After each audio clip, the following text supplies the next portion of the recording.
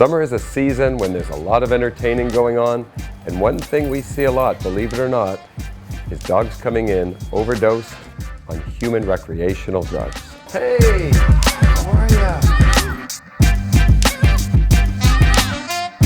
Charlotte, come. All right, hi, sweetie. Oh, you brought Charlotte. I'm going to take you through a step-by-step program today, just in case your dog should accidentally get into some recreational drugs. Point number 1, try to identify what was ingested, what type of drug, and possibly how much.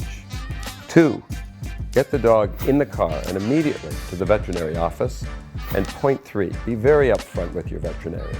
If for any reason you know it's going to be a long period of time until the pet can get to the veterinarian, for example, you're at the lake or camping, I would suggest that you induce vomiting in the dog, but be very careful. Never induce vomiting in your dog or your cat if it's already showing symptoms of the drug. The best way to induce vomiting in a dog is with hydrogen peroxide.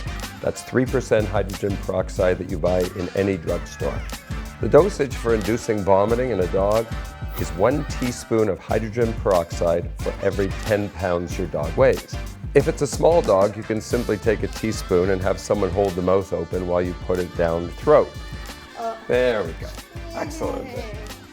If it's a larger dog and requires a larger dosage, you probably won't have a syringe to measure.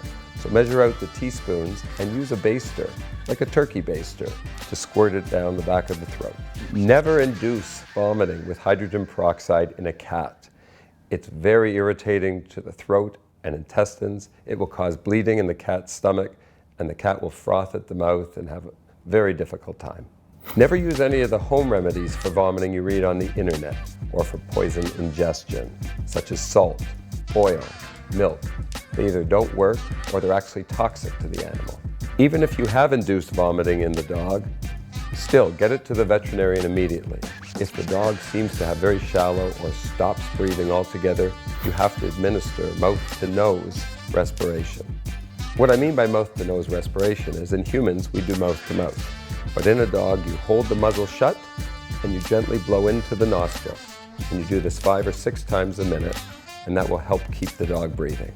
Once you arrive at the veterinarian's office, tell the receptionist that you think the dog has been overdosed, and the veterinarian will see you immediately.